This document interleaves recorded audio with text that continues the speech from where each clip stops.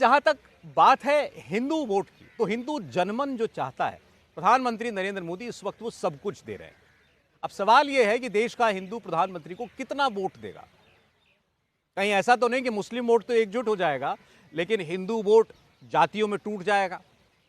क्या कहता है इन्हीं हिंदू वोटों का गुणागणित? चुनावी समीकरण क्या बनते हुए दिखाई दे रहे हैं?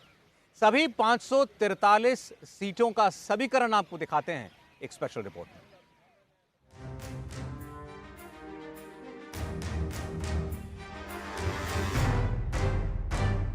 मोदी का एम मैक्सिमम वोट लाने की guarantee. M for Modi, M for मंदिर, एम फॉर मेहनत, एम फॉर महिला, M for money, M for machine, M for मुसलमान। और एम से ही बनता है महागठबंधन। मोदी की पार्टी मैक्सिमम सीटें जीतने का लक्ष्य बनाकर चल रही है। 400 सीटों का वो लक्ष्य नजरों के सामने दिख भी रहा है। रोजाना उसका कैलकुलेशन भी हो रहा है। मोदी का लक्ष्य अचीवेबल भी लग रहा है, तो इसकी सबसे बड़ी वजह खुद मोदी है। मोदी माने ऐसा करिश्मा जिसके आगे हर विरोधी बौना लगता है। मोदी को हराने का ख्वाब देखने वाले विरोधियों को भी अब 400 सीट का लक्ष्य रट गया है। आपका इतना बहुमत है, अब तो पहले 330, 334 की, अब ने तो 400 पार हो रहा है। राहुल गांधी चाहे जितने मंदिर चले जाएं, कांग्रेस पार्टी अपनी टाइमलाइन पर चाहे जितने मंत्र लगा ले, राहुल गांधी की पूजा हिंदू जनमन पर वैसा इफेक्ट नहीं छोड़ पाती जैसा इफेक्ट मोदी ला देते हैं।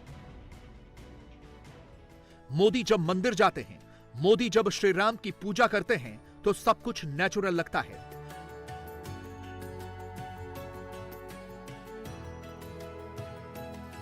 विरोधियों का मंदिर जाना भी बनावटी लगता है। अयोध्या टू कामाख्या मोदी ने हिंदू वोट का नया कॉरिडोर बना दिया है और देश के सारे तीर्थों को उसमें जोड़ दिया है। राम मंदिर में प्राण प्रतिष्ठा से पहले मोदी ने पूरा साउथ छान मारा। मोदी का नाम लेते ही हर हिंदू मन में अयोध्या, काशी और मथुरा की छवि बन जाती है। मोदी हिंदुत्व को इससे बहुत आगे तक लेकर चले गए हैं। मोदी ने अयोध्या को काशी और मथुरा से जोड़ दिया। राजा राम का नाम लेकर मोदी ने महाराष्ट्र के नासिक, आंध्र प्रदेश के लेपाक्षी, केरल के त्रिप्रयार, तमिलनाडु के श्रीरंगम, रामेश्वरम और धनुषकोडी को अयोध्या से कनेक्ट कर दिया। प्रधानमंत्री ने उज्जैन, केदारनाथ और बद्रीनाथ के भक्तों को देवघर के बाबा बैद्यनाथ के धाम से जोड़ दिया। ये मोदी ही हैं जिन्होंने पावागढ़ की समस्या हल की, महाकाली मंदिर पर 500 साल के बाद ध्वज लहराया, तिरुपति में भगवान बालाजी के दर्शन आसान किए और अब मोदी असम के कामरूप में मां कामाख्या कॉरिडोर बनवा रहे हैं। हमारे तीर्थ, हमारे मंदिर, हमारी आस्था के स्थान, ये सिर्फ दर्शन करने की ही स्थली है ऐसा नहीं है। ये हजारों वर्षों की हमारी सभ्यता की यात्रा की अमिट निशानियां हैं। भारत ने हर संकट का सामना करते हुए कैसे खुद को अटल रखा, ये उसकी साक्षी है। हमने देखा है कि एक समय में जो सभ्यताएं बहुत समृद्ध हुआ करती थी, आज उनके खंडहर ही बचे हैं। दुर्भाग्य से आजादी के बाद जिन्होंने लंबे समय तक देश में सरकारें चलाई, वो भी आस्था के इन पवित्र स्थानों का महत्व समझ नहीं पाए। उन्होंने राजनीतिक लाभ के लिए अपनी ही संस्कृति, अपने ही अतीत पर शर्मिंदा होने का एक ट्रेंड बना दिया था। कोई भी देश अपने अतीत को ऐसे मिटाकर, ऐसे भुलाकर, अपनी जड़ों को काटकर कभी विकसित नहीं हो सकता। राहुल गांधी जिस रूट पर पैदल चले, मोदी उसे सुपर हाईवे की स्पीड से नाप रहे हैं। हर हिंदू हर्षित है कि मोदी उसके धर्म की रक्षा करते हुए धर्म ध्वजा को आगे लेकर जा रहे हैं। धर्मो रक्षति रक्षितः, अर्थात जो धर्म की रक्षा करता है, धर्म उसकी रक्षा करता है। यह तो सनातन वाक्य हो गया। अब इसका चुनावी मतलब समझिए। सीएसडीएस के पोस्ट पोल सर्वे के मुताबिक 2014 के लोकसभा चुनाव में 43% हिंदू वोट एनडीए को यानी मोदी के अलायंस को मिला था। 2019 में एनडीए का हिंदू वोट शेयर बढ़कर 52% हो गया, यानी कश्मीर से कन्याकुमारी तक, गुजरात से अरुणाचल तक 100 में से 52 हिंदू वोटर ने मोदी के नाम पर वोट दिया। 2024 में हिंदू वोट में मोदी का शेयर बढ़ना तय है। क्या यह 52% से बढ़कर 62% हो जाएगा या 72% तक पहुंच जाएगा, यह मई में पता चलेगा। अभी इतना समझ लीजिए कि हिंदू शेयर में 5% का इजाफा कम से कम 15 सीटों का रिजल्ट मोदी की तरफ मोड़ देगा।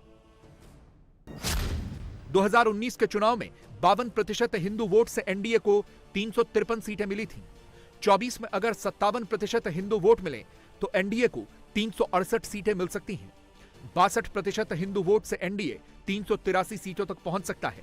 67% हिंदू वोट एनडीए को 398 सीटों तक पहुंचा देगा और 72% हिंदू वोट एनडीए को 400 पार 400 सीटों तक लेकर चला जाएगा। यूपी, एमपी, बिहार, राजस्थान, गुजरात, छत्तीसगढ़, दिल्ली, हरियाणा, कई राज्यों में बीजेपी सैचुरेशन पॉइंट तक पहुंच चुकी है। बेशक यहां वोट शेयर बढ़ने से सीटें उस अनुपात में नहीं बढ़ेंगी, लेकिन अन्य राज्यों में हिंदू वोट से मोदी को लैंडस्लाइड विक्ट्री मिल सकती है। 1 जनवरी 2024 से लेकर आज तक मोदी ने कहां का दौरा किया, मोदी कहां मेहनत कर रहे हैं, इससे 24 के चुनाव का पैटर्न समझिए। 2 जनवरी तमिलनाडु के तिरुचिरापल्ली का दौरा। 3 जनवरी लक्षद्वीप में प्रधानमंत्री का रोड शो। 4 जनवरी त्रिशूर केरल में रहे मोदी। 5 जनवरी जयपुर राजस्थान। 8 जनवरी गुजरात का अहमदाबाद। 9 जनवरी अहमदाबाद में यूएई के राष्ट्रपति के साथ रोड शो।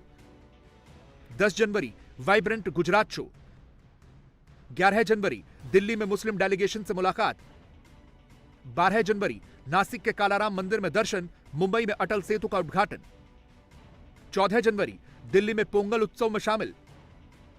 16 जनवरी आंध्र प्रदेश में लेपाक्षी के वीरभद्र मंदिर में दर्शन, केरल के कोच्चि में रोड शो। 17 जनवरी केरल के गुरुवायूर मंदिर में दर्शन, कोच्चि के त्रिप्रयार मंदिर में दर्शन। 19 जनवरी महाराष्ट्र के शोलापुर और कर्नाटक के बेंगलुरु का दौरा। 20 जनवरी श्रीरंगम के श्री रंगनाथ स्वामी मंदिर में दर्शन, रामेश्वरम में श्रीनाथ स्वामी मंदिर में दर्शन।